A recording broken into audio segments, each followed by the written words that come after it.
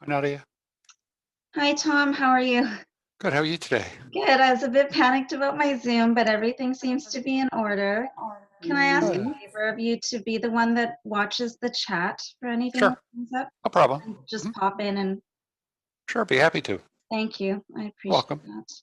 Mhm. Hi, everyone. Can you hear me?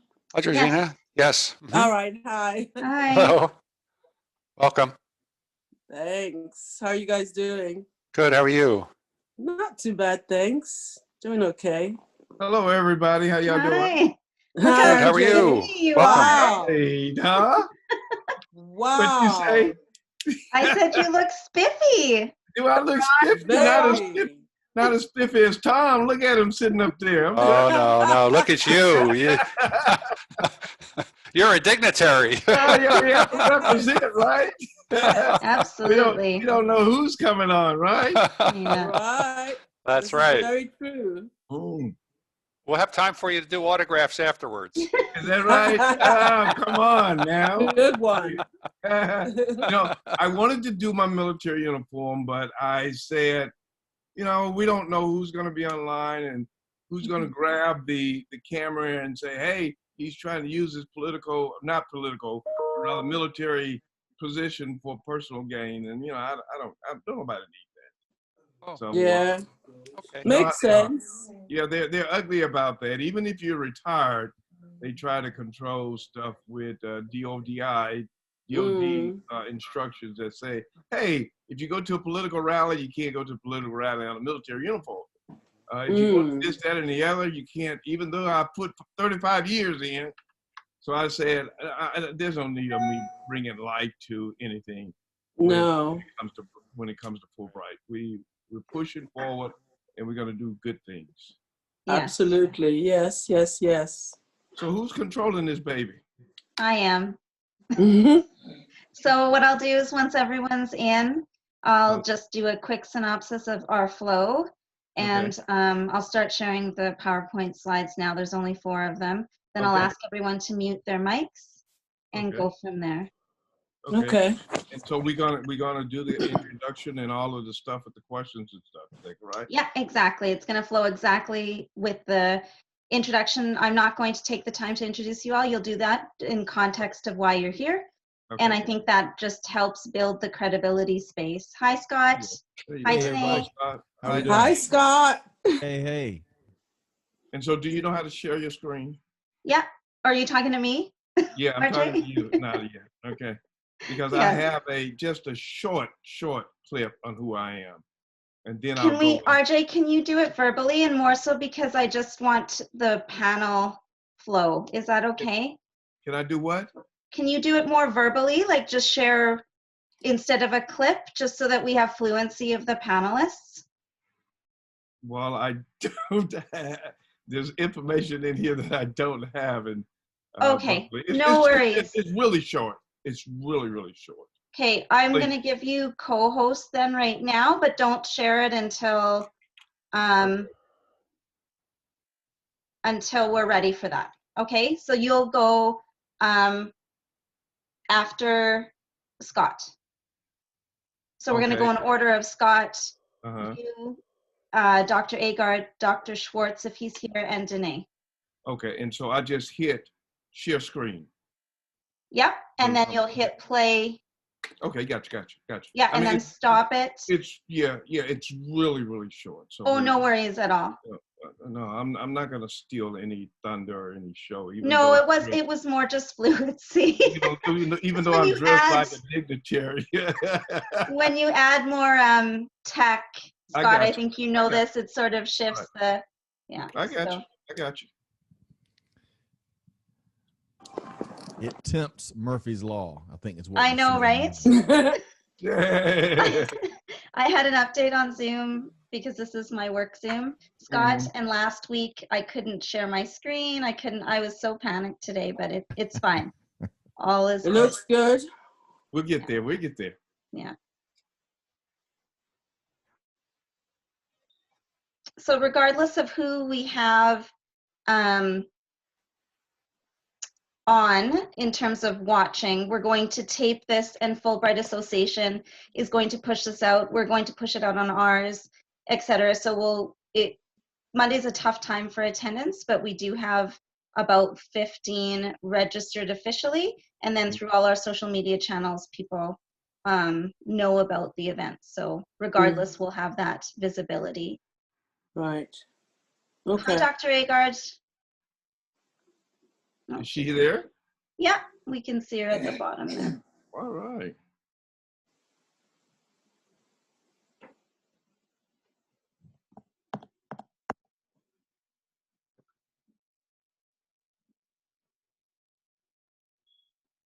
Danae, do you know if Kelly will be here?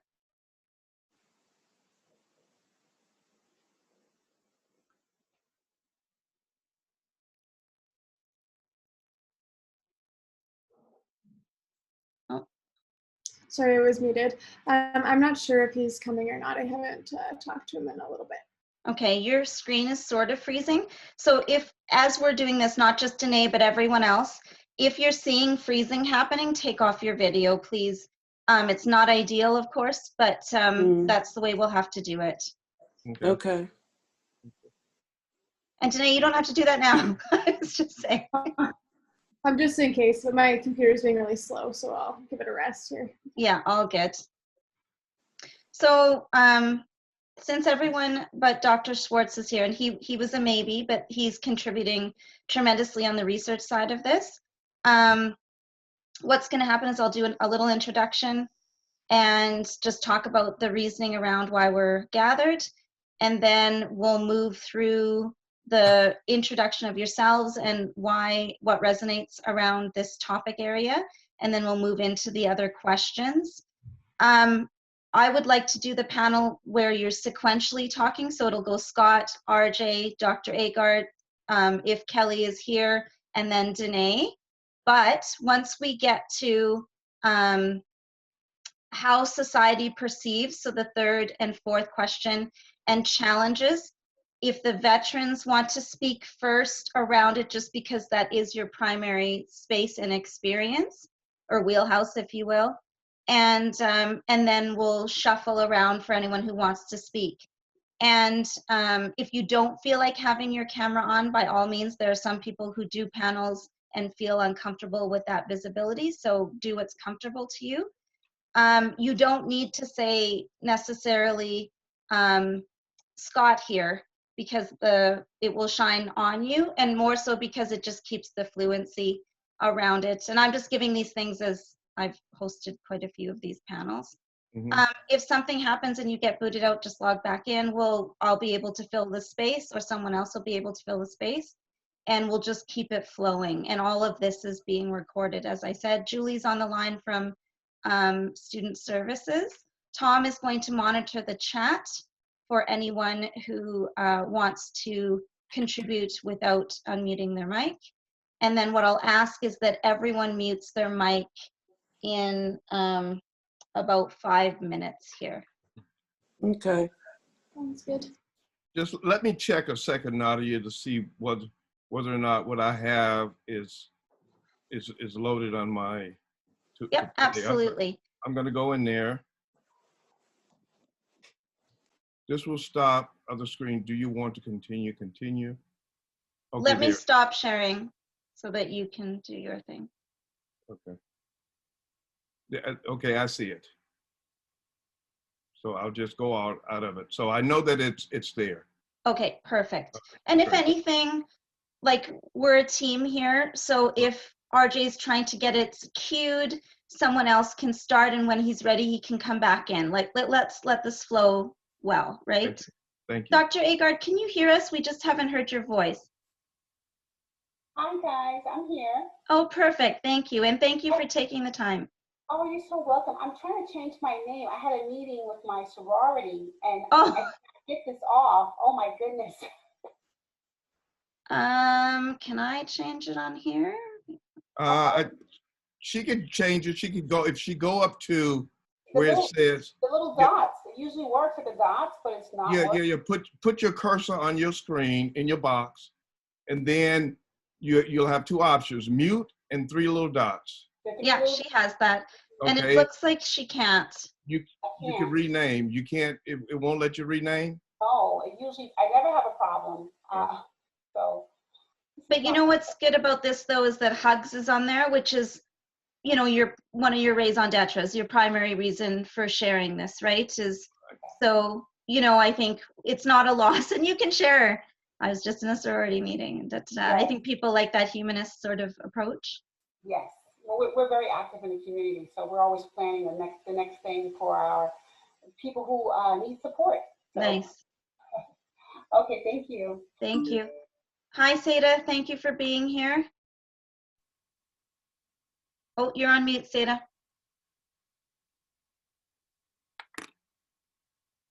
Oh, thank you. No worries. Did you get any extra registrations or was it? No, Okay. it's only the ones from the morning.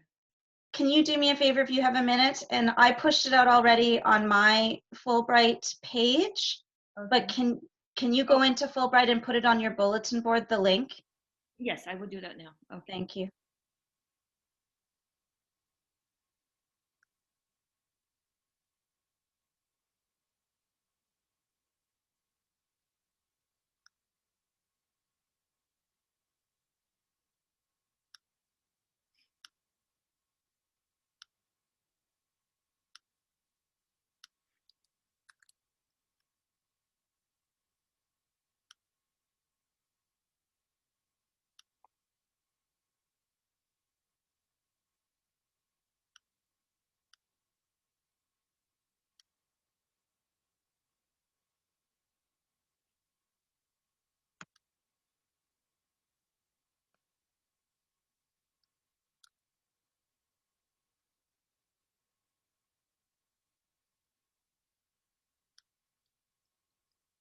RJ, I wrote on the slide about the wounded warriors. Good, I'll good. just say it's a possibility, or do you want me to confirm?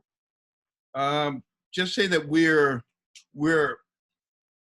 meeting with the Okay. wounded warriors so that we can partner with them, and it looks positive. Sounds good. Thank you. Mhm.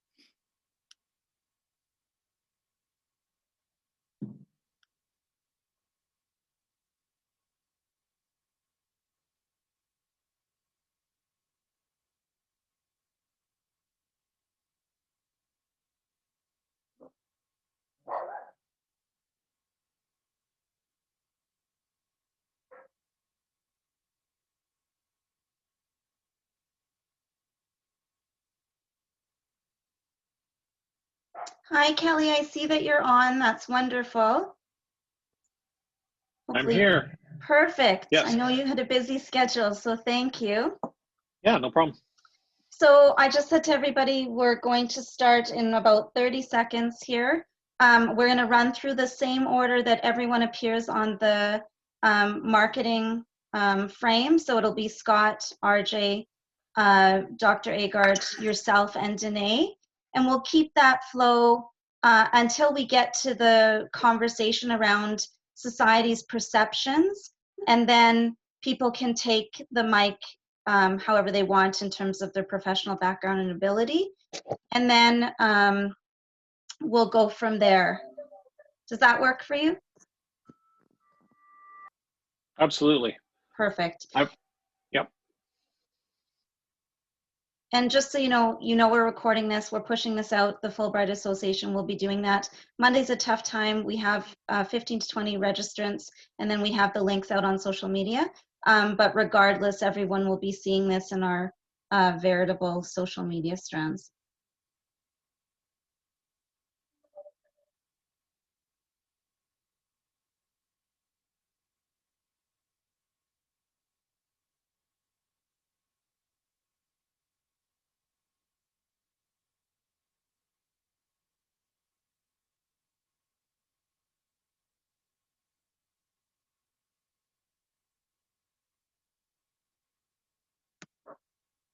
All right, we're going to get started. Thank you all for being here.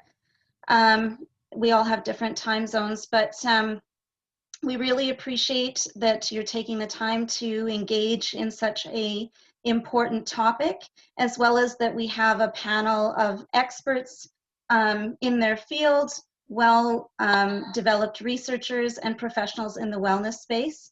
And so we're here this evening, I'll say this evening, even though it's 4 o'clock Mountain Time, but we're here to talk about and celebrate the contributions of veterans and talk about the supports from the wellness professionals.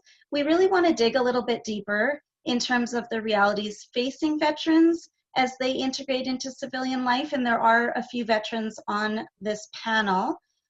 This also acts as a soft launch for us. This year, as a Fulbright board, we've decided to focus on veteran space and developing a wellness program across Canada and the United States in order to help provide a roadmap, some tools, and partnerships, critical partnerships actually, to support this area that is bourgeoising. It's developing.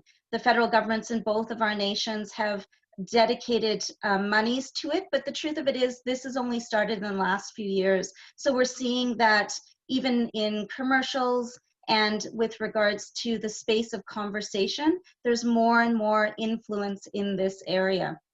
And so as we go into this, one of the things that I wanted to talk about a little bit is that in our goals as a board, we've already started drafting a wellness program that will be tiered for those that are high functioning, looking for job placement, etc., all the way to those that need supports in terms of wellness, that medical space, as well as other sort of mentorship, if you will, or personal coaching.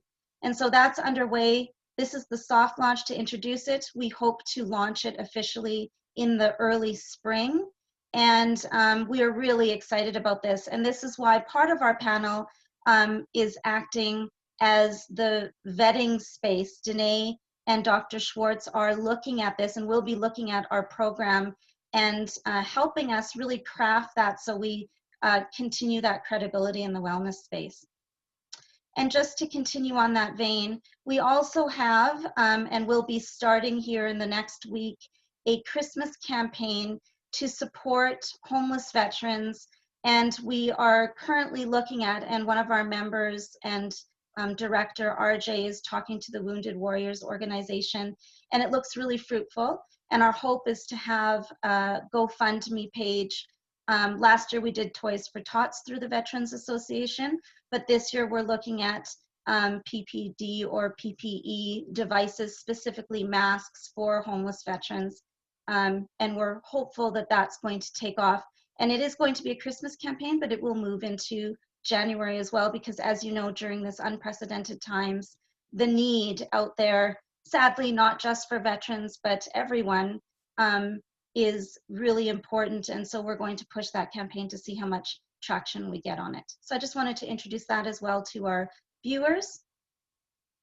And now we'll get right into it. So I will start by asking all of you to take a moment and introduce yourselves and really share what resonates with you around this topic of celebrating veterans and developing a common understanding from your life and perhaps your professional experiences. So Scott, would you mind taking it there? Well, good evening, good afternoon, everybody. Scott Luton. I'm an Air Force, a United States Air Force veteran, served as a data analyst, a non-combat veteran. I got out in 2002, and since that time, it's been really important to me to find ways of serving my fellow veteran community, and we've done that through scores of different initiatives. We founded Supply Chain Now, and I'm a big believer in you give from what you have. I wish I could write huge $1 million checks to really move the needle in some areas, and can't quite do that, but we did found a Veteran Voices podcast that really spotlights part of our Give Back programming. It spotlights the voice of the veteran. And it really, our aim there is to create awareness of their experiences, regardless of what generation, the veteran you are, but there's so much related to the transition challenges, the reintegration challenges, the professional challenges, you name it. And we've got to create more awareness around that. That's how we're going to serve that veteran community better. And that's a little about me. And I'll tell you one last thing. If there's any way to spend the anniversary of Pearl Harbor, 79 years later, what a great way to spend it with people that are looking to work together to better serve and support our veteran community. So I'm honored to be part of this, and I applaud the effort that your team is leading. Thank you, Scott. And thanks for the thoughtful introduction. Dr. Johnson, would you like to introduce yourself as well? Thanks, Nadia. My name is Dr. Arlo Wayne Johnson, and I'm the CEO of the Florida Coalition to Prevent Veterans Homelessness. I'm going to share with you just a video of who I am and what I'm about, so that we can get an understanding as to what it is I'm bringing to the table.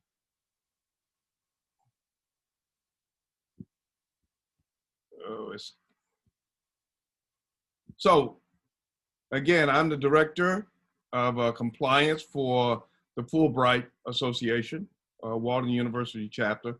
And I'm also the president of the Osceola County Democratic Veterans Caucus of Florida. And I'm also the president and CEO of the Florida Coalition to Prevent Veterans Homelessness. Like I indicated to you, I do hold a PhD in public policy and administration, and LLM in international taxation, and a JD and an MBA. I come from a family of veterans, a great uncle, and three uncles, a daughter who is in the Navy in medical school right now, and a host of nieces and nephews.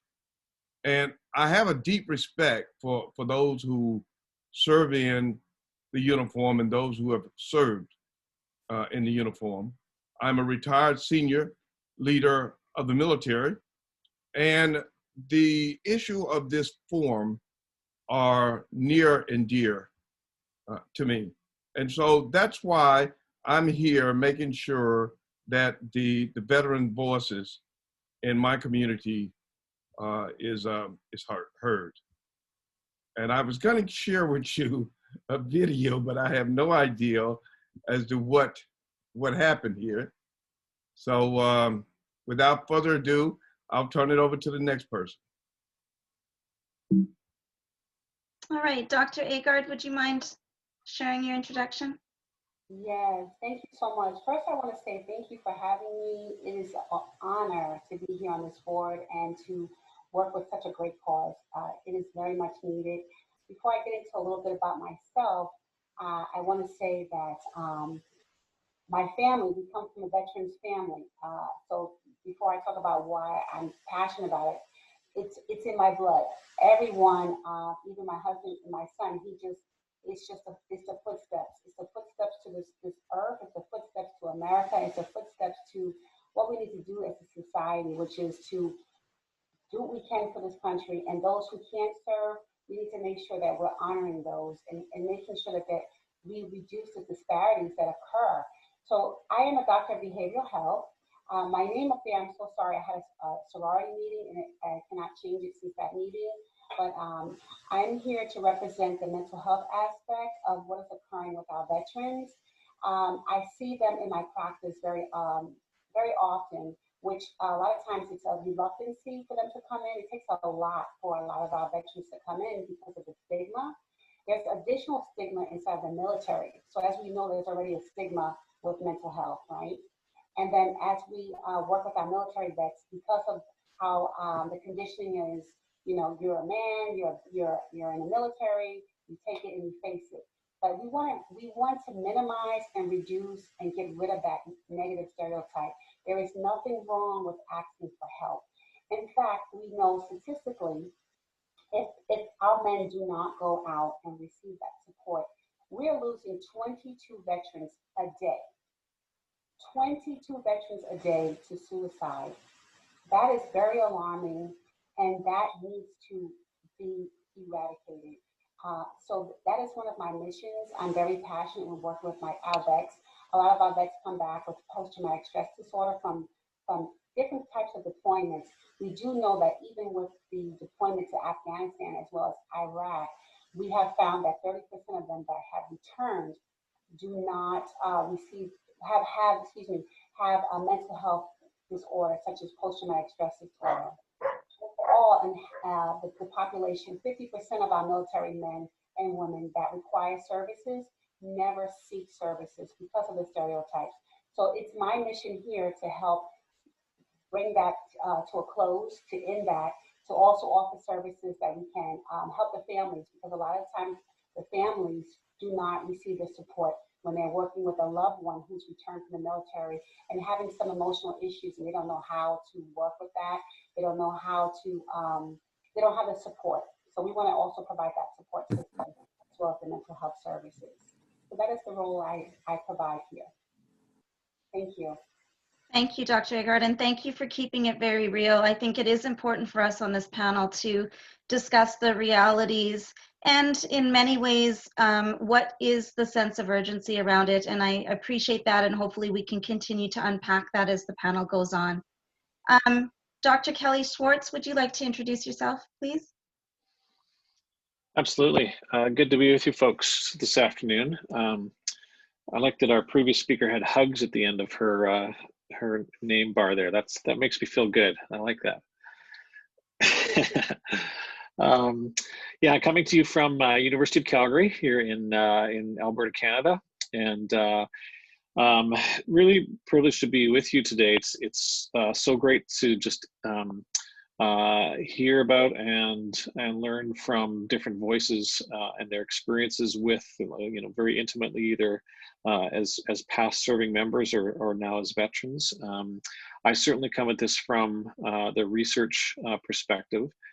We've been doing work in the area of veterans and active military and mostly family members of veterans and active military members here in Canada.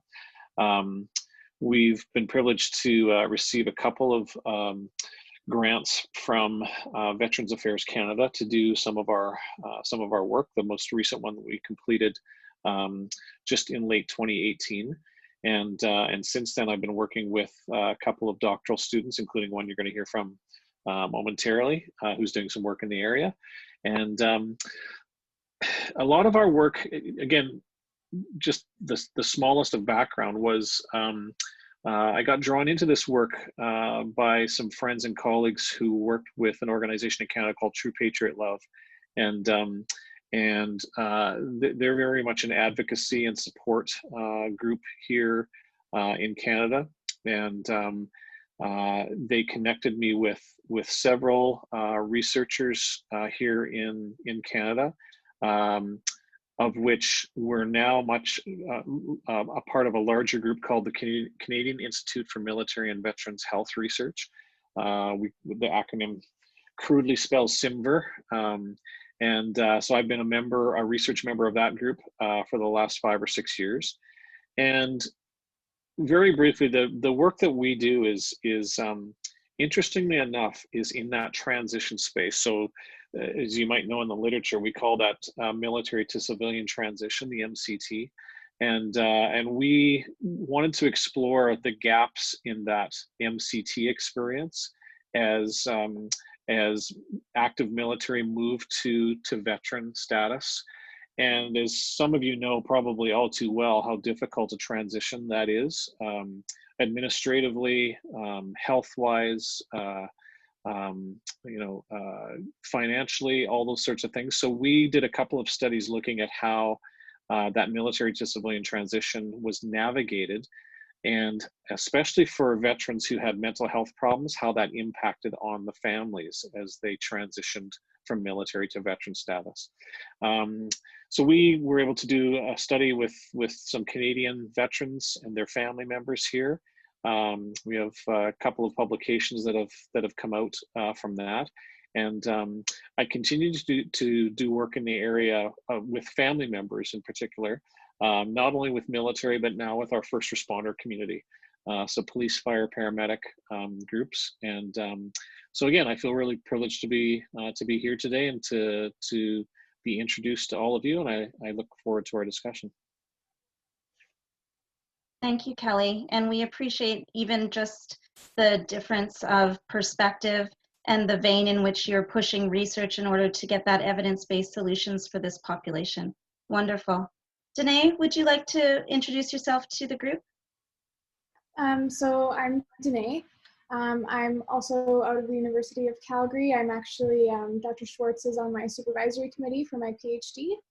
I kind of came to the group through Nadia because I'm doing research on children and youth in military families, specifically looking at how PTSD and occupational stress injuries impact the mental health of youth in those families, and then how those families are resilient and kind of manage the challenges that come with PTSD and OSI well. So I'm kind of here as the research perspective as well, adding that Canadian context to things, and I'm really excited to be a part of this, and thank you for the invite, Nadia. It seems like it's a really great group of people here to be working with.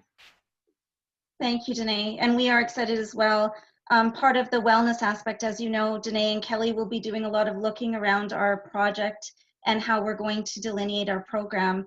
And their help, especially in their recent publications and studies around this, will certainly illuminate the areas around wellness, PTSD, and then hopefully help us with the strategies that we've already sort of looked at in our framework for the program. So thank you so much, everyone.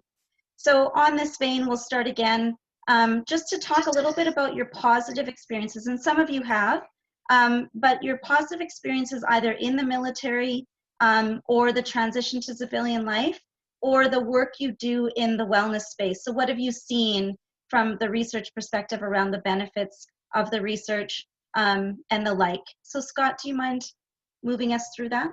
Sure, I think I can speak to some of that. During my time in the military, a lot of things I still miss that appealed to me, that sense of a mission, that alignment, that family environment, that where everyone's got your back. That camaraderie is tough to replicate. And I found a lot of that for me in the manufacturing sector and the greater supply chain sector, and that's why I've spent almost 20 years in that industry. But I think what's really important too is the sheer service. Right now with all the distractions we have in a year like 2020, you forget about all the volunteer soldiers, airmen, seamen, Marines, Coast Guardsmen, you name it, from both countries here that are deployed, and in even more dangerous situations in combat, for that matter. And then that service continues for so many of our veterans after they take the uniform off. It is really, having been out 18 years now, and been fortunate to rub elbows with many like you that are passionate about giving back and passionate about, cracking the code for why this is a problem and why is that a problem and how can we really, from a root cause manner, address these issues and serve these folks better that have, raised their hand, answered the call, and not only have they sacrificed, but their families have right along with them. So that service has continued. Some of our veterans keep giving back to our communities after they've taken the uniform off. So all of that, to me, is my why, and it's why we dedicate the resources we have as an early stage business into really serving those veterans in need, because there's so many, and we owe it to our that community for sure. Thank you, Scott.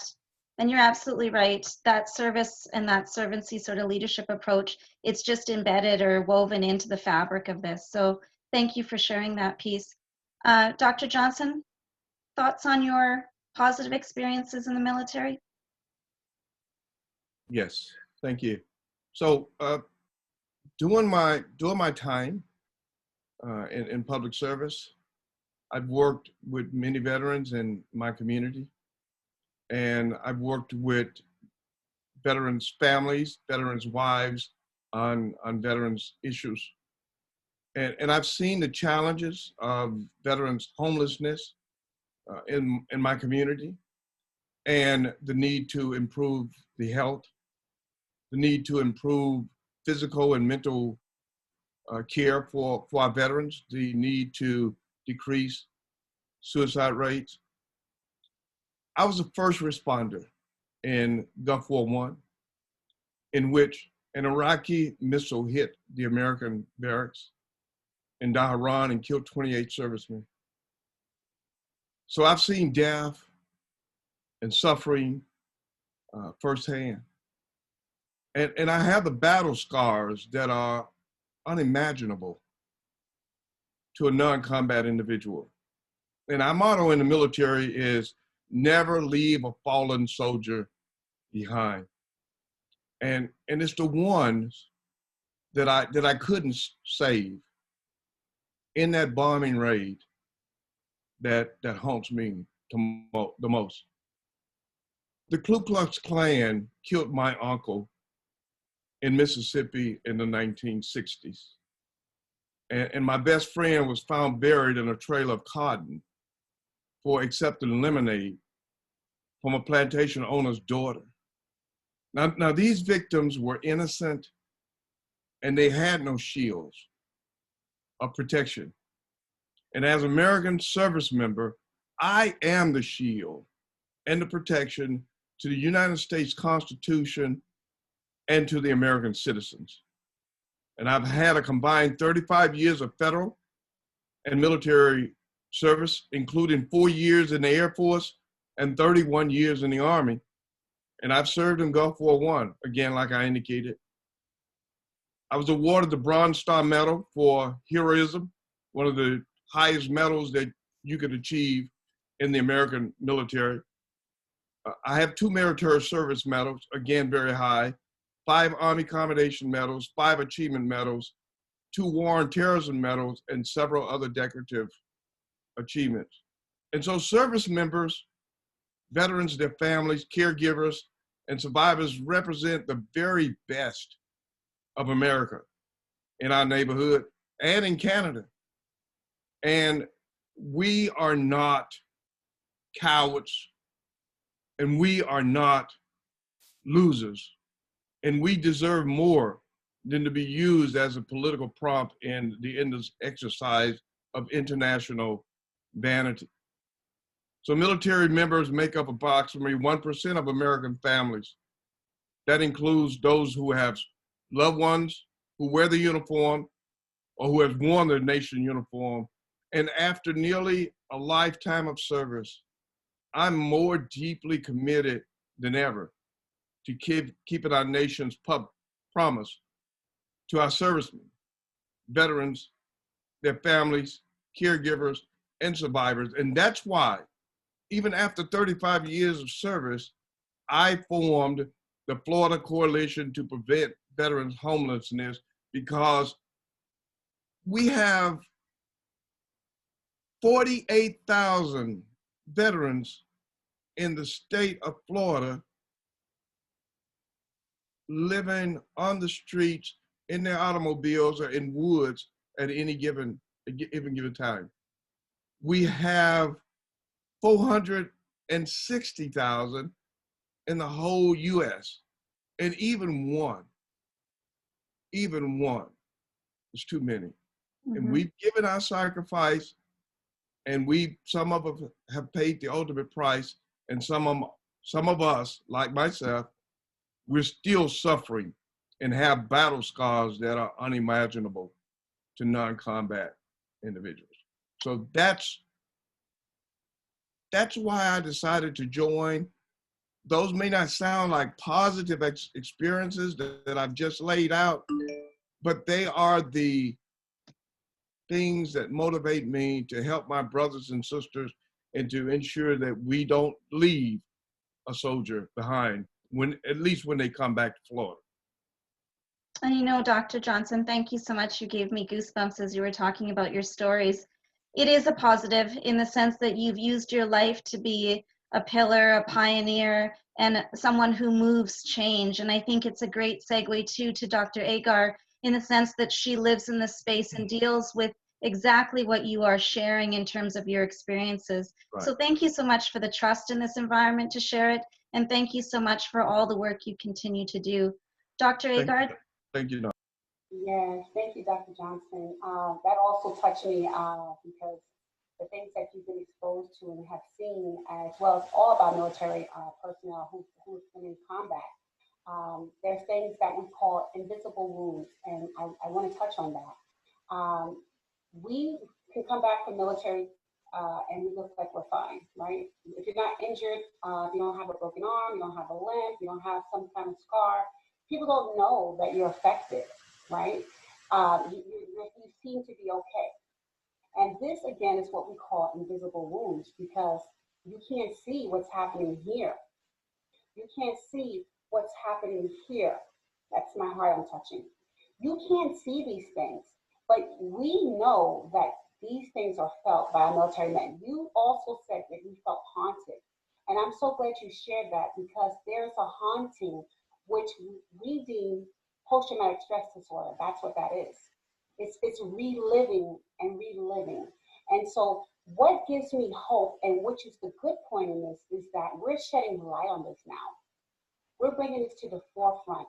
We're no longer putting our soldiers on the back end when they come back to the military.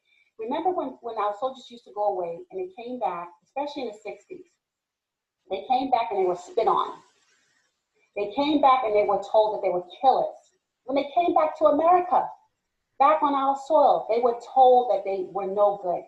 And now we have a change in that arena. Now we're saying, thank you for your service. Thank you for your time. Thank you for serving. The dynamics are changing somewhat, but what we need to see more of is that we begin to work on healing those invisible wounds that remain.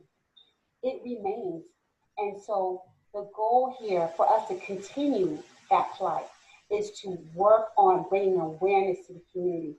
Your program, the Walden University, all the people here today are working individually as well as collectively to do this. So I want to say the work is not in vain. Keep it up. Let's go. Let's do whatever we can because our veterans need us. When we see them somewhere, especially those who are homeless, that's a breakdown where they have given up. They have given up because of what's going on here. They want to be there, but the brain, the mind, the mental health has a time where it explodes in terms of what more can you handle? What more can you cope with? How much more can I withstand? And so we have to go into the woods. We have to go into the streets and get our veterans off of the streets, out of the woods. And those who are living home, we have to provide that services. We have to make sure that our parents who are working with the kids that come back home, the veterans come back home, they're living back at home, some of them come back home to the wives don't understand what's going on with their husband. So we are seeing some progress in the area, but there's room for more. So I will end it right there. But yes, invisible wounds, we need to continue the progress, and we have made progress. Thank you, Dr. Agard. And you brought up a really good point around families and husbands coming home to wives who don't understand. And I think that's great for Dr. Schwartz and his bubble around the research he's doing. Do you want to just go a bit further, Dr. Schwartz, and share a bit more around the family side of your research and what you've seen? Yeah, absolutely. So again, thanks to all of you previously who speak so passionately about this.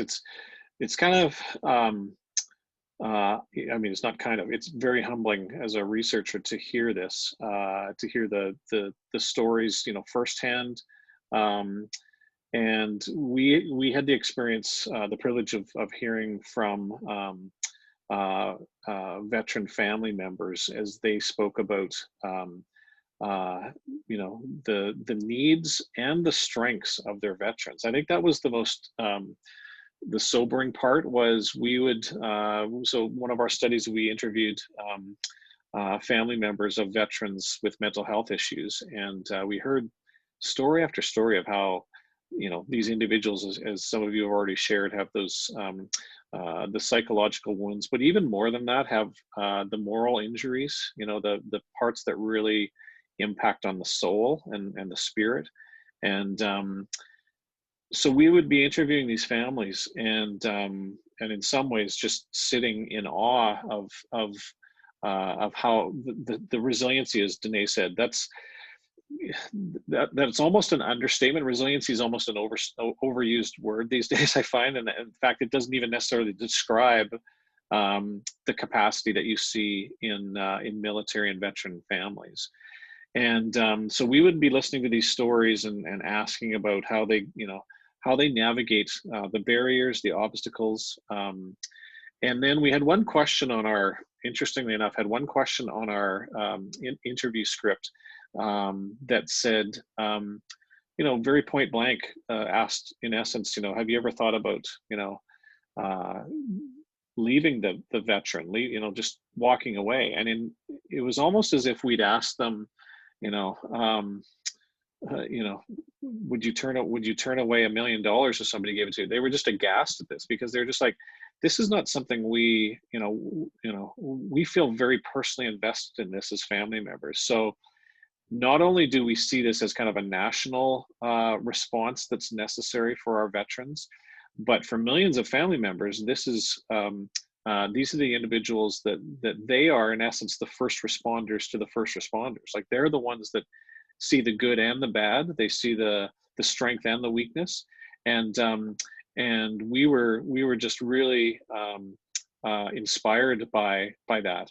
And the only other thing I would add to that is that, and one of you mentioned this already, how I think, Scott, you mentioned this, that it's the informal family-like connections that develop within the military and the veterans that really is awe-inspiring. I'm not sure we need another program. I'm not sure we need another, major initiative. I think what we need to do is, in some ways, get out of the way and let family members and equip family members and empower family members to be just what they need to be for these veterans. And I think that came across very strongly in the interviews that we did, was that these family members are not going anywhere. They're not quitting on the veteran. They're not giving up on the veteran. They've got strong circles of support amongst their veteran families, extended families and other veteran families as well. And that was very heartening. So yeah, that's what I would share in terms of kind of some hope and inspiration that we gathered from our research today. Thank you, Dr. Schwartz. And I think really what we will consider as we build this out is, you're absolutely right. Perhaps it isn't necessarily indicative of initiatives after initiatives, but what can we do to bring the pieces together and clear the path, really, in that sense. So thank you for that very poignant discussion. Danae, in your research, and I just want to, before Danae takes the mic, research and evidence-based decision-making is integral in our world. and integral in terms of also logistics, funding, allocation, resourcing, so on and so forth. And so when we develop these types of panels and we want to have these conversations, the hope in the audience and as well as that you see the connectivity here and the potential that researchers bring to the real. And so I really appreciate that.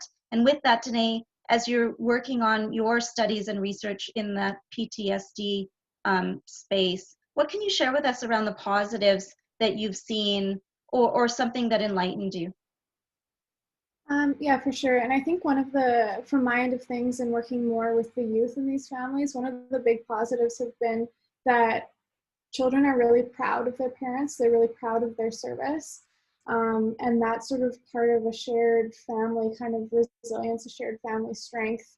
We're a military family. We have a parent who served their country and put their lives at risk for all of our safety. And so that's been a really, I think Kelly said it's been humbling, but it's been humbling for me as well, kind of learning that perspective from the youth. And in general, families really want to, the parents really want to do well, and they really want to be well, not only for themselves, but for their children and their families as well. So that's been sort of the positive on my side of things, more from the youth perspective. And what's wonderful about what you're saying is these kids grow up in such a different way, and their realities are not necessarily what we consider as we grew up. And so having that ability to share their voice through your research and also share what their perspectives are in living that real, I think is integral to this conversation. So thank you, Danae. I'm going to open this up to whoever wants to take this question. And some of you have already talked about this inherently in your examples, but how do you think our society perceives the realities of veterans? Is there a sense of urgency right now around these issues? Yeah, we interview a ton of nonprofits in one of our series called Logistics with Purpose, and one of the key takeaways from most of those nonprofits is, hey, in a pandemic year, our needs don't go away. It's just they get less attention, they get less funding, less logistics, Nadia, I think, as you called it. And I think the same thing has happened from my point of view for the veteran community. You know, some of our concerns are elsewhere, and the need still is there, as each of these panelists have spoken to so eloquently, and the need is so varied, from veteran to veteran, from family to family. Yeah, there's some great common challenges, but huge need doesn't go away, pandemic or no pandemic. And you're absolutely right. I think that pandemic, the realities either exacerbate or you're right, in some ways it dampens the sense of urgency. But we have seen an uptake in PRing, discussion. I'm just going to use football Sundays, the commercials around that. Sorry, I am a football fan. It's amazing to me. And I even said, to my friends, how are we seeing so much around veterans now? And so can anyone speak to that sense of urgency? Are you feeling it in your work? Are you feeling it in your sponsorship or opportunities for funding? Let me talk briefly on that, Nadia. First, I'm going to talk about how I see that society perceives the reality of veterans, and then we'll talk about the urgency. So unless you've been to military basic training, and we call it boot camp,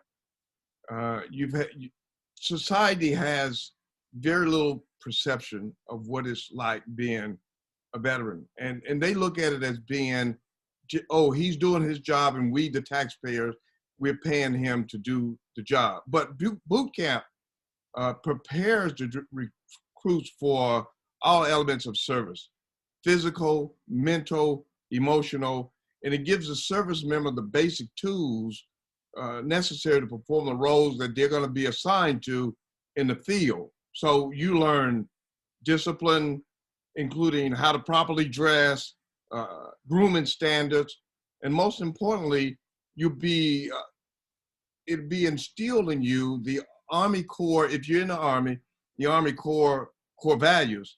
And so the military has done a great job in making sure that we as soldiers are tactically ready. And right this minute, and I'm gonna get to the other piece in a second. So right this minute, Iran is purchasing and testing weapon systems, from missiles to drones, and threatening the environment, shaky peace that we have established in the Middle East.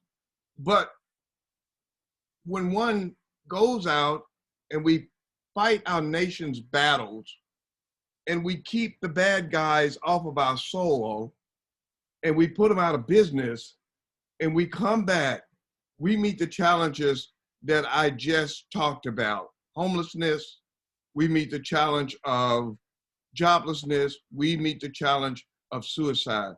And it seems to me that no one cares.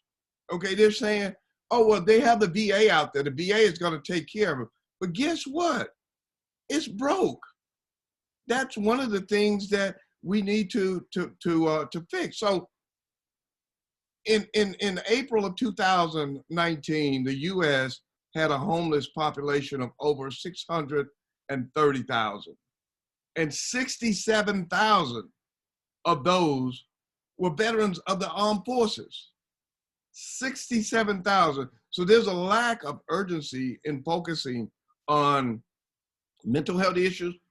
We have more female veterans that are coming home that are killing themselves than we have male veterans that are coming home and killing themselves because they just can't cope, or because they get home, they can't find a job, their apartment has been taken away from them, the kids, they feel that their kids are going to be taken away from them, so they don't want to go to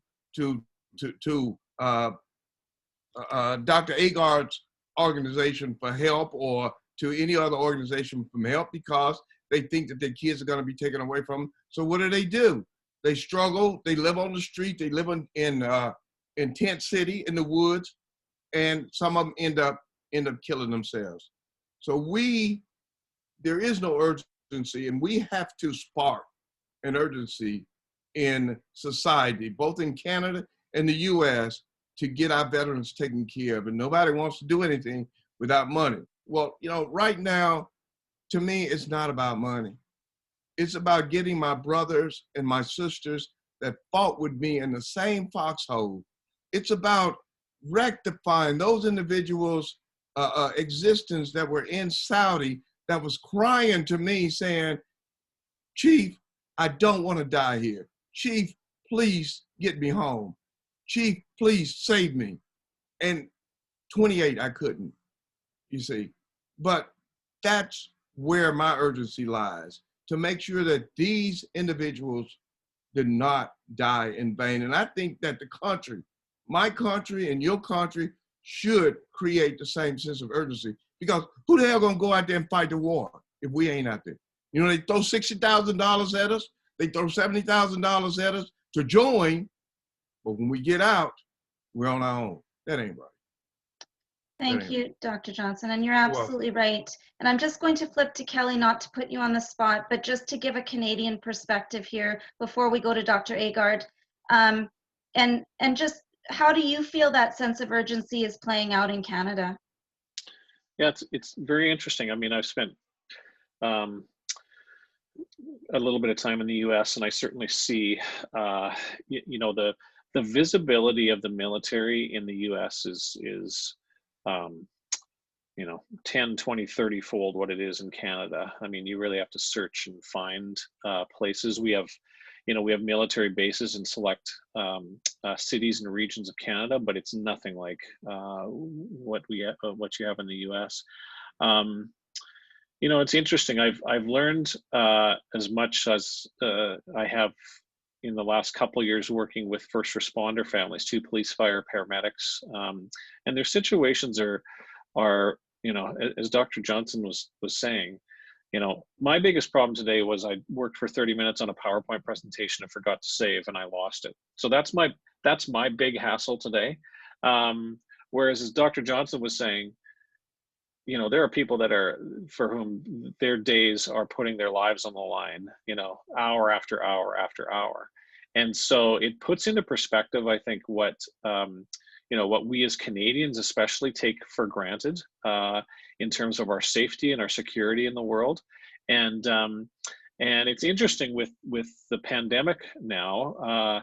I'm not sure if it's the same in the U.S. as it is in Canada, but we're trying to figure out how to roll out vaccines here. Well, who do we go to when that happens? We go to our military. We go to so now all of a sudden the visibility is raised again, and we go, oh, wait a second, we do have this force that is not only going to be, around the world protecting us and ensuring security and safety, but now they're going to be doing this right in our own cities. And so if there's a mixed blessing from the COVID, and believe me, there's not many at all, it might be that this allows us to again see our military prominently featured as they need to be, and work and serving Canadians and serving Americans in our own backyards, because I think we see it on our television screens and on our computers as if it's halfway around the world. Now we're going to see that work, up close. So again, that could be a good thing, because it raises the profile of, here's individuals that are doing the work that not many of us want to do, and we should be thankful for those that are. Quick point of order, Nadia. The military invented the supply chain. Started forever ago. And yes, of course, Napoleonic era. Yeah, that's right. And that's a great point, Kelly. Great point. Thank you, Kelly, for sure. And thanks for that affirmation. Dr. Agard? Yes, thank you. Such great points just presented just now, Dr. Swartz, Dr. Johnson. I just want to piggyback on a few of those points. First, yes, I have noticed that there is a shift in terms of society, because I'm noticing, I'm on a few different insurance panels, and I'm noticing that there's more highlight, more focus on helping our veterans. I don't want to name the panels, but at least two major panels, insurance panels, are now having workshops for the clinicians so that we can help. And there's a designated area for those who want to work specifically with our veterans, right? So that is something different. That is new, and that's wonderful. And when I saw the email come across, I was like, oh my gosh, I have to sign up for this. So I was happy to see that. However, as Dr. Johnson was saying, we still have so many disparities. It's so long and pervasive that it's going to take a team, an effort of everyone to make the change. So what you mentioned about Dr. Swartz, about what's going on in Canada, I'm so happy to hear from your studies that there's more camaraderie, there's people being more embracive about military coming home. But what I'm also seeing in my practice is that I'm working on reunification. I'm working on helping people realize the person that you sent to the military is not going to be the same person that comes home. How do we help the family integrate? How do we help that person, our military veteran that comes back home and wonders why he's not included in the family dynamics? Because he's been away so long, the person, which is usually the mom or the wife, is become the primary caretaker. So the children are now going over to the mom instead of asking the father as if he's invisible, or vice versa. Maybe the woman's out there in the field and the husband's been home. The military personnel, there's a shift in the family dynamics. There's a shift in all things that's going on. And sometimes this creates, a lot of times it creates marital discord. And we have to work with the marriage and try to teach the family, this is your husband, yes, or this is your wife. But realize that they have now been exposed to circumstances that you have no idea. Also, I like to highlight that because of what happens in the stigma that occurs, we are finding that society is giving the impression that we can't say anything. Our military men can't even report this in the Army. So it starts at the ground. It starts in the military. We are creating an atmosphere where people cannot say, hey, I'm having a problem. Because what? Am I going to be sent home? Am I going to be discharged because I'm going to be dishonorably discharged because I have a mental issue now? Am I not going to be able to be put up in a rank when I've been working so hard all these years? And now, because I'm disclosing to you that I have this situation that's occurring, I'm no longer going to be promoted to captain or whatever they're aspiring, right? So we have all these different things that are occurring. And so as a society, I don't see that we're there yet. And again, it has to start in the military. It has to start in the home. It has to start at the home base. What are we saying to our soldiers? We're telling them to stuff it away. We're telling them to toughen up, pick up yourself and go. Pick up your boots and go, right? That cannot work. We need functioning, healthy people. And how do you do that? We have to get it off of us. We have to share. We have to be able to express without penalty. Express what is occurring without penalty. Receive services without repercussions, without being demoted, without being kicked out. I mean, we have to change it. So yes, it's a mixed bag. While we see progress, while we see society doing more, we're still doing enough that's hurtful, that's damaging. So, Yeah, Dr. Agard, that discussion around social mores and values and that, sort of undertones that we don't talk about, whether it be in the military or in general, that wellness conversation.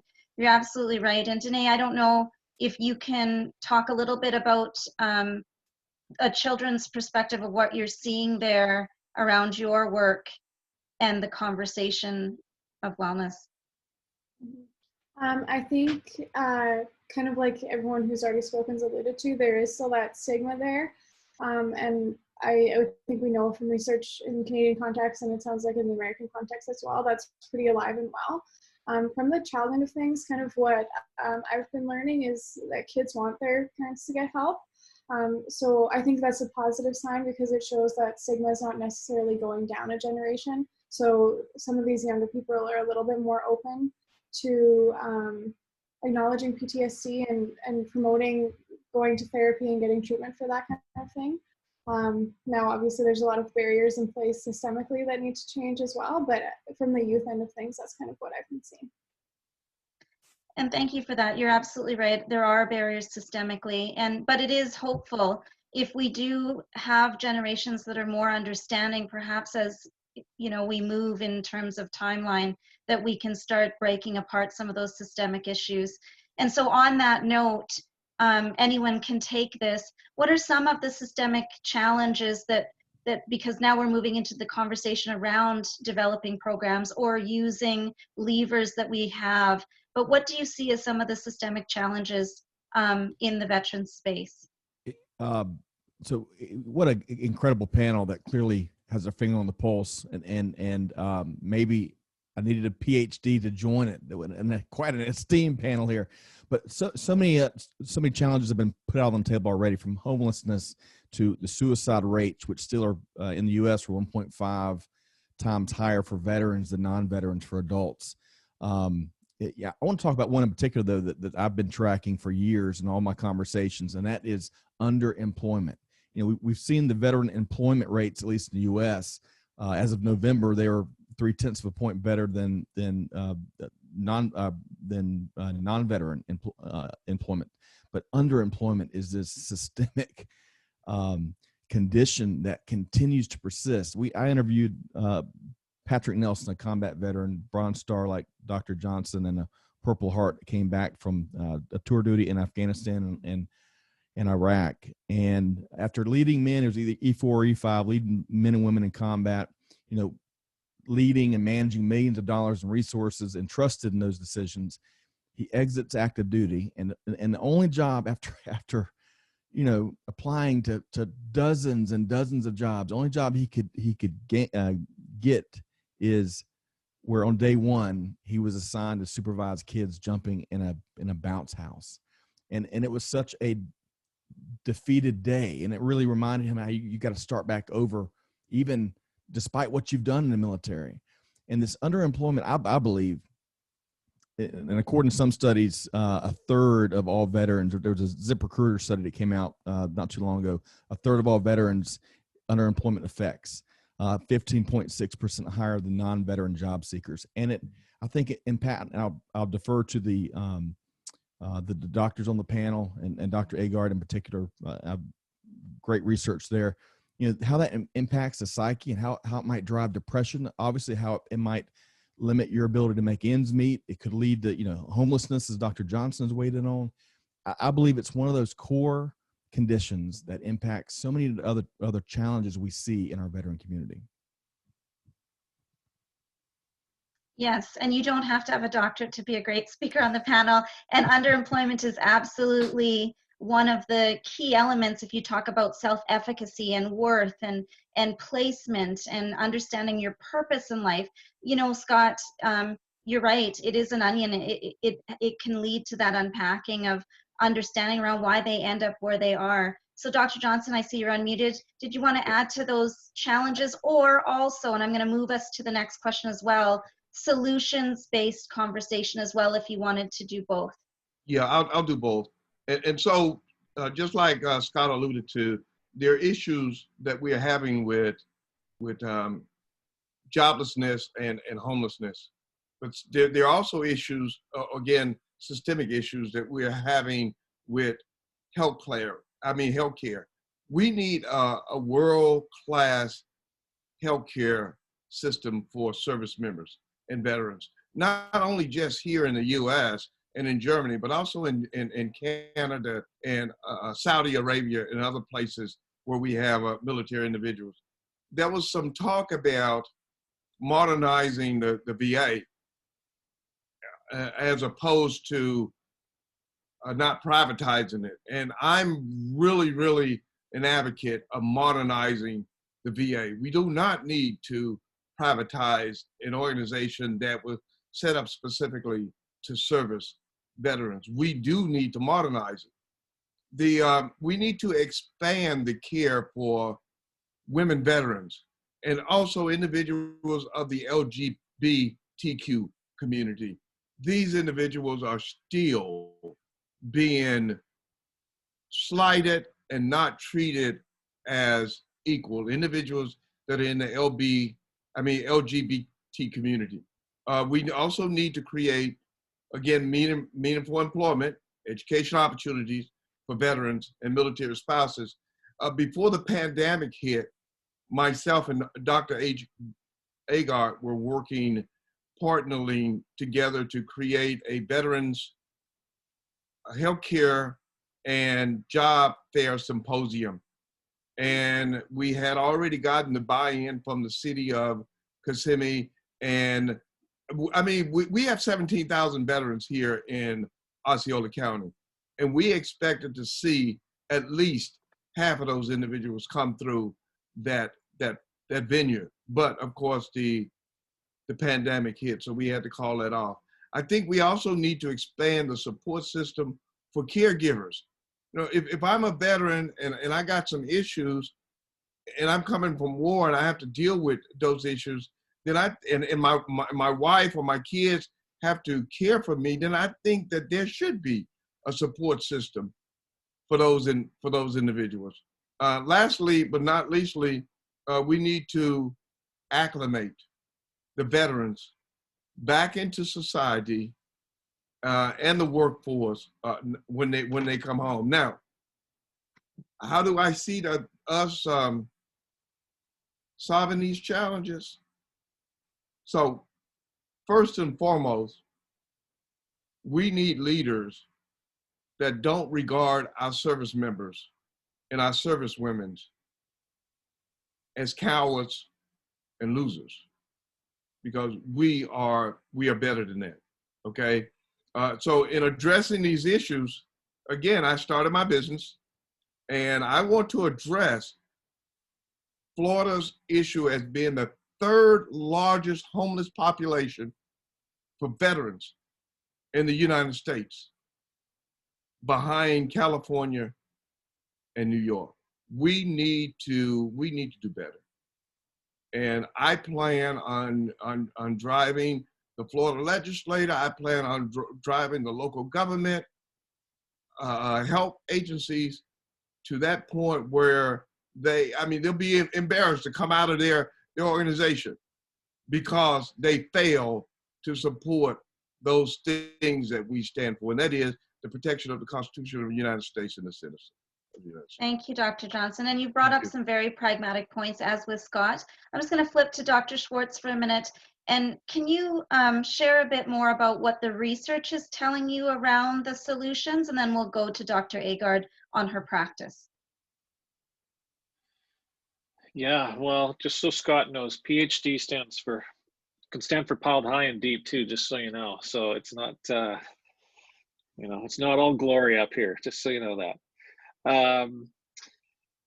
Yeah, I was going to add, it's interesting that we when we in our work with military and veterans, and again, I'll tag into some of Danae's stuff with kids. We did a study a few years ago with kids that grew up in military homes, and we were trying to go at it from a strengths-based approach.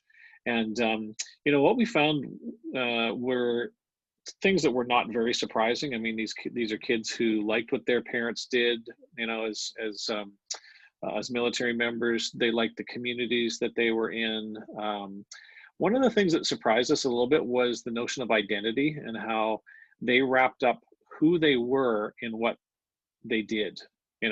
So somebody can poke fun at my profession all they want, and I'm probably not going to get too irked about it.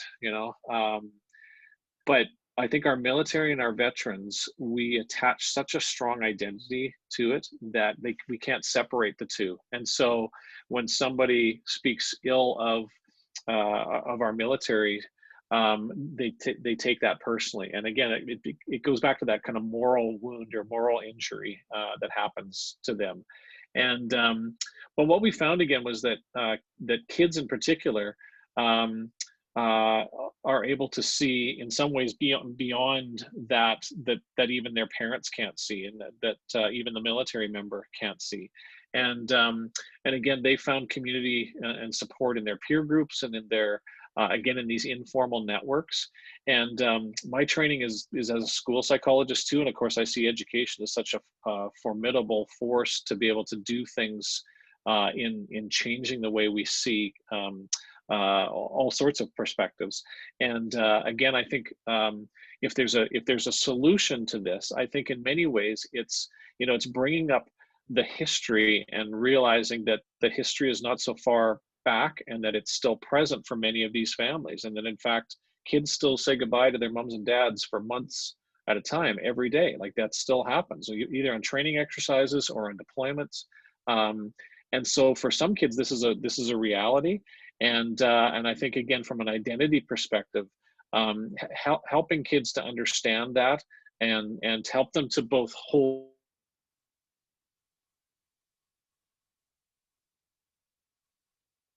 the bad things do happen. They're not taking it as personally and internally as some of them do. But again, I really feel like there's the informal peer networks are so important as one of the solutions, and how we again organize that, but then step away and let it breathe and live on its own. I think that's one of the solutions that we're seeing in the Canadian context. Thank you, Dr. Schwartz, and very poignant points there. Dr. Agard, did you want to talk about your space and solutions in that? Yes, thank you so much. First, I want to say to Scott, everything you have said has been such a great contribution to the panel. I mean, you're wonderful. So don't worry about any of that stuff you just said. We are passionate people. You don't have to have a degree for any of this. And the love that you're giving off and that you're sharing about this population is needed. So thank you. I do want to share about solutions. That is key. First, we have to realize where the whole grounding is. Military personnel, military people, there's something that bonds them. There's a commonality there. And I think we need to say what it is. That is camaraderie, right? That we're finding in every setting, pretty much, our men and our women who serve in the military, there's a great sense of purpose when you join the military. And it goes beyond after coming out and you're a veteran. It remains. And so we need to make sure that we're able to continue where our veterans have that sense of purpose and that camaraderie. You also feel very lost when you come out from being a leader, being involved in, a mission, being involved in doing things in a group setting, to come home and being alone. That is what most of my patients tell me, that feeling of abandonment, that feeling of being alone, the loss of camaraderie is so important, that we have to make sure that we are able to put those things back in place. How do we get that? We have to make sure when people come home, we have resources for them. Resources, a discharge plan. So let's talk a little bit about that. When a person discharges from the military, we need to normalize, and I'm going to go back to the mental health. We need to normalize, when you come home, we want you just to go check in. Nothing's wrong with that. If we normalize it where it's just a part of the process as a discharge, no one will feel like, oh my gosh, I have to discharge, I have to disclose that something's wrong with me. No, now it's normalized. Let's go ahead and have this process done. Also, what do you need? Are you being discharged to housing? Are you being discharged to family? Are you being discharged to resources? What does this discharge look like for each individual, right? What did they endure? How many times did they go around for deployment? Was it numerous? Was it back to back? Was it extremely long? We know, statistically speaking, the longer the deployment, as well as multiple deployments, there's more mental health disparities, more mental health dysfunction, more issues with our military coming back. So we need to address that, we need to acknowledge that and provide those services. So we have to have a clear discharge plan, and we also must involve the family. So we need to address the individual, the military, our military men and women that come back. And we also need to have a collaborative system where we engage the family and bring them back, because that's a major problem. And so I created a program for that, which I introduced to, I was trying to let the VA know about this program and then another agency, but yeah, of course, there's always a funding issue. So, I mean, this is something that we really, really need. It's so vital to discharge our military men and women the right way. We can't just say here and then tell them, here's your stipend and, here's your medal and go on, because that is not going to work. And that's why we have such a significant and high rate of suicide. Yeah, very good point. And you're absolutely right. That process approach, it's like a reverse supply line. In truth, is that how do you do that from them coming home? Thank you for that. And hopefully in March, we'll invite you to share a bit more about the program that you developed as we unroll this. I think that's wonderful. You're all invited to participate in that time again, and we can revisit more deeply the solutions. Danae, to close this conversation, then open it up to the Q&A, do you have anything else that you'd want to share from a youth perspective or from the work you're doing around PTSD solutions-wise? Solutions-wise, I'd say we're just sort of in the beginning stages of providing solutions a little bit more and interventions a little bit more directly targeted at families, which I think is something that the panel's already spoken about. So I would just say, from my perspective, I'm hoping to uncover more areas, just kind of support and get some evidence-based solutions. Wonderful, and that certainly is something that we'll be talking about as we continue to move what's there in our space and what we can create or start clearing the path for. So now we'll just open it up as we're rounding the hour a little bit to any questions, and I have Dr. Butkowitz on the chat. He's been manning it fervently. And so are there questions that the audience would like to ask?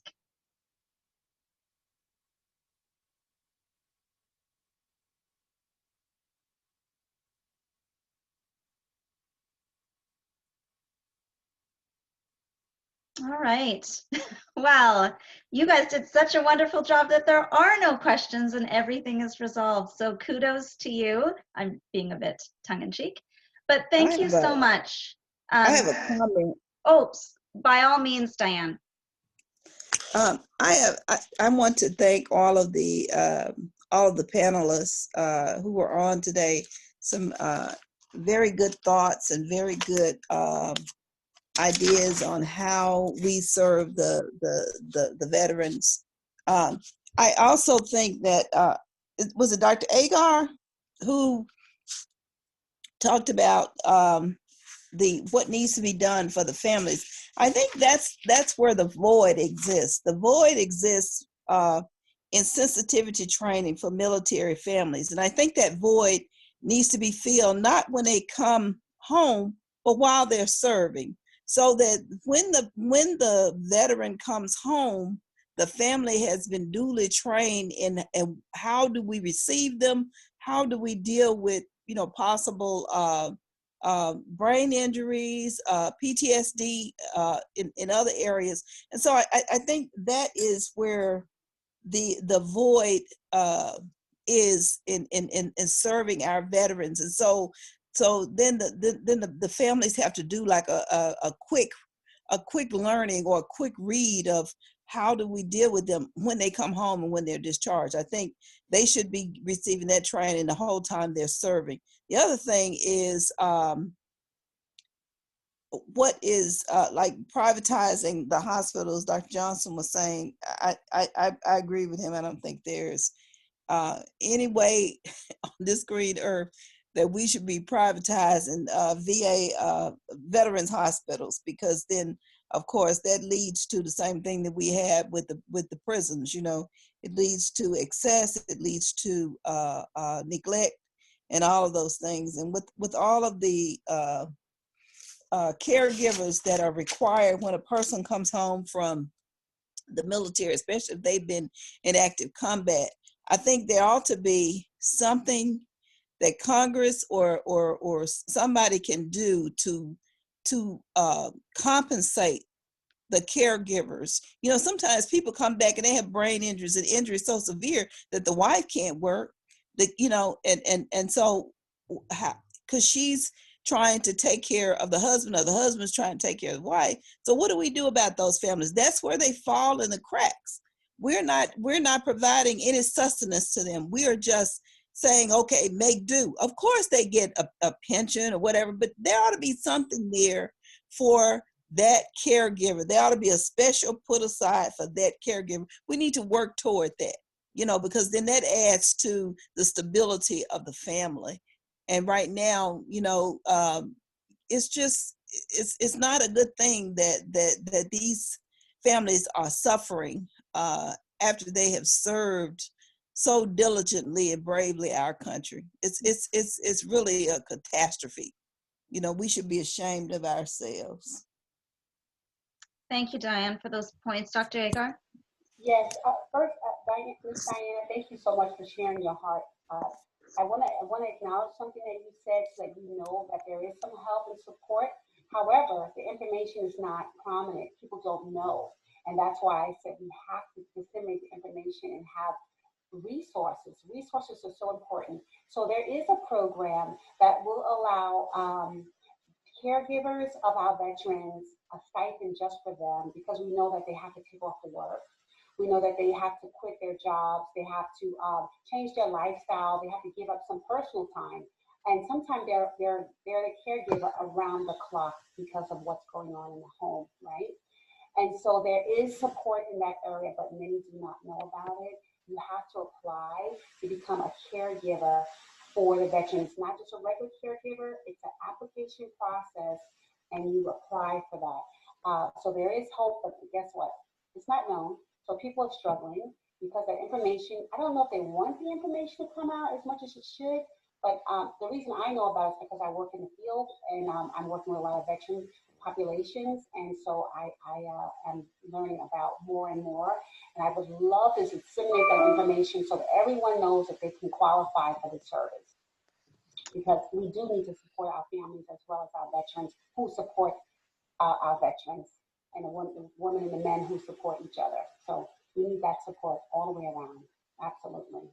I think also Dr. Agard is illustrating a wonderful or a great need as well, and that's great information, advisory, and guidance for our veterans as they come out of the service and they start to transition. From what I've been told, I got a long time ago, and there were opportunities to strengthen that. The advisory you got coming out of the Air Force, out of the military. I've been told it's gotten better, but what I've also experienced firsthand and have seen straight from our veterans is they get out, and there's so many VSOs now, or pseudo VSOs, or it's just they're getting bombarded with information, and they're still trying to figure out oftentimes their path, because many of the veterans that we speak with, they don't have 6 months of terminal leave, and they're able to, establish that professional network or figure out what they want to do and have those working interviews and be able to, spend time researching. They're finishing up their job, and then they might have a few weeks, terminal leave, or maybe a month, and then they're figuring out their transition after they've already separated, right? And as we've been told countless times, you're already behind the 8 ball without being able to prep ahead of time. And I think that's one of the big reasons we're seeing a ton of challenging transition stories and journeys and lack of success there. And it I think it comes back down to what Dr. Agard's talking about. We need to have outstanding servant-minded counselors and advisors that help our veterans chart their path. Thank you, Scott, and well said. To honor the time, I will save the rest of the questions that are in the chat and move that to our next Veterans Roundtable, just so that we can close. Is there anything else that the panelists would like to say before we close? If not, I'd like to thank you all for your time. Nadia, I just want to address an issue that Sadia has sent, and I have an example to illustrate that. She asked, what is the most common invisible trauma among veterans that have been overlooked by the public?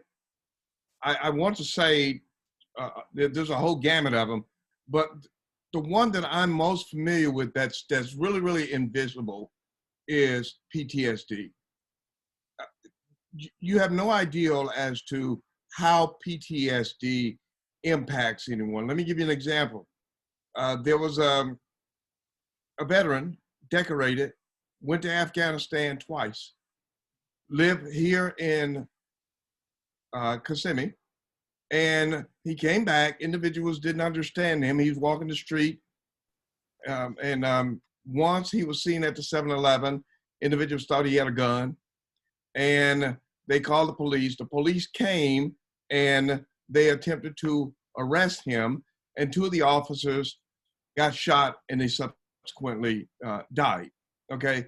And so without even gathering the positive, definitive evidence as to whether or not this individual was the one that actually committed the crime, he was incarcerated, not given any type of mental health treatment, evaluation, etc. He was incarcerated, he was tried, he was sent to the penitentiary, and he was put on death row, okay?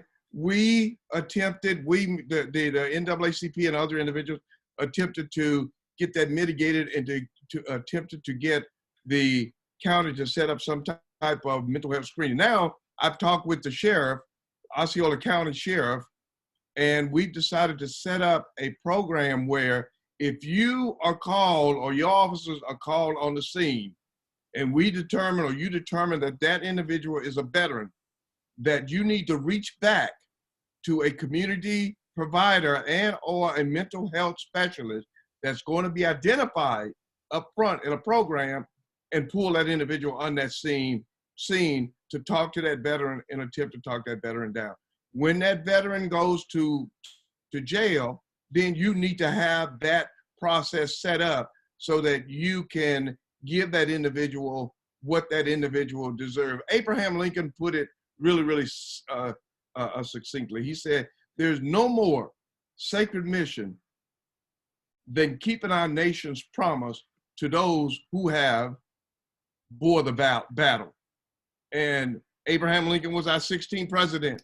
So he was wise then, and that still is relevant today. We need to give those individuals that type of consideration, that type of medical treatment that would bring them back to that invisible trauma that they are experiencing. Thanks a lot, Sadia, for asking that. Thanks, RJ. I appreciate that inclusion into the conversation. And I wanted to thank all of you for being here. It was really wonderful to hear both the Canadian and American sides of this, and to also see some of the similarities in the shared work as well as shared challenges that we have ahead of us. And so, like I said, we are going to save the chat and the questions to move to our next part of the series. so it will not be lost, but to honor time, we are going to close. So again, thank you for all of your contributions and the work that you're doing in this space. We truly appreciate it, and we hope that everyone has a wonderful night.